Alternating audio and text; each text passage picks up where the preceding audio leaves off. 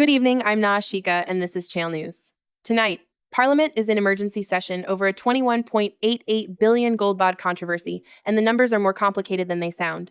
The Bagre Dam is 27 centimeters from spilling over, and Upper East residents are already running. Plus, a convicted man is filing for NPP chairmanship. Let's get into it. The GoldBod story. Parliament called an emergency sitting over a reported 21.88 billion Grand Hong loss. But here's what the headlines aren't telling you. A large portion of that figure is a currency accounting adjustment, not cash that physically walked out of Ghana's accounts. What is real? Licensed gold buyers have gone weeks without being paid, and the OSP is now probing extortion allegations tied to the whole row. Full breakdown on chale.news. Chairman Wontumi was sentenced to 20 years in prison for illegal mining on Friday. His campaign team says he will still submit NPP national chairmanship nomination forms on Thursday. His bail application is pending. The party's vetting committee rules on eligibility from August 31st. The rules apparently are silent on this. Inside the NPP, things are fraying. Minority leader Afenyo-Markin backed away from his threat to sue GoldBod CEO Sammy Gyamfi over the extortionist label, and his own MPs pulled him into an emergency caucus to demand answers. This is happening while Parliament is vetting ministerial nominees. The opposition cannot afford to look this divided right now. The Supreme Court has shut down an attempt to pause the oral corruption trials during the legal vacation. Justice Poimeng ruled the Chief Justice has full authority to keep criminal proceedings running through the recess. The Bohine and NAFCO cases continue. This one is urgent. Burkina Faso's Bagre Dam is just 27 centimeters from the spillway.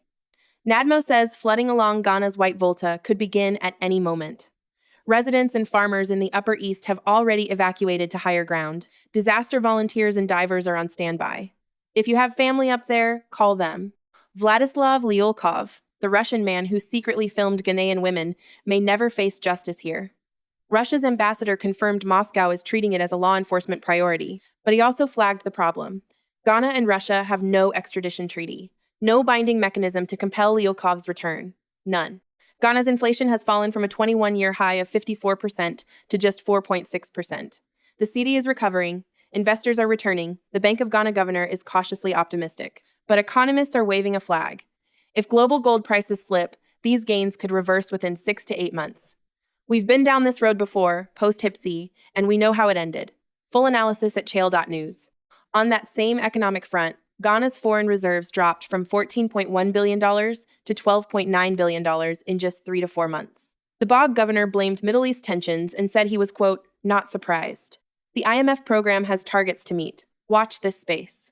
Ghana has deported over 4,200 foreign nationals since 2025. But the Interior Minister admitted something striking. Only 12 of 48 official border crossings have biometric monitoring. Some of those deported are already walking back in through unguarded routes. What exactly are we securing? Some good news from the Upper East. Starting tomorrow, Monday, August 25th, Bawku residents can ride motorbikes between 6 a.m. and 6 p.m. After years of restrictions that strangled daily life and livelihoods in the market town, this partial lift matters. The night curfew stays, but daylight movement returns. A Mercy Ships hospital vessel is heading to Tema port to offer more than 2,000 free specialist surgeries to Ghanaians. Medical volunteers on board, plus a training partnership with the Ministry of Health. No arrival date yet, but we'll keep tracking it. Parents, listen to this. A Bono region mental health official is warning that cannabis-laced toffees are spreading through Ghanaian secondary schools. Substance abuse is now the third leading cause of mental health problems in the region. A formal warning has gone to the Ghana Education Service. No response yet. Antoine Semenyo, what a guy. After Bournemouth's 2-1 loss to Man City today, he spotted a child in the Etihad stands holding a banner asking for his shirt. He climbed up into the stands and handed it over personally. The kid was in tears. The video is everywhere. That's how you do it. The Black Princesses face Polish sides Les Avrocla in a closed-doors friendly tomorrow at 2 p.m. GMT, sharpening up before the FIFA U20 Women's World Cup. 7 consecutive group stage exits. They are chasing a historic first knockout qualification. Let's go, ladies. Chale, we end on history. Angelique Kidjo is the first African woman to receive a Hollywood Walk of Fame star, honored in the class of 2026 seconds recording category. Ghana's own Stonebwoy, who has shared a stage with her and calls her his godmother, says BHIM Nation now has bragging rights forever. Honestly, he's not wrong. That's your Sunday evening digest.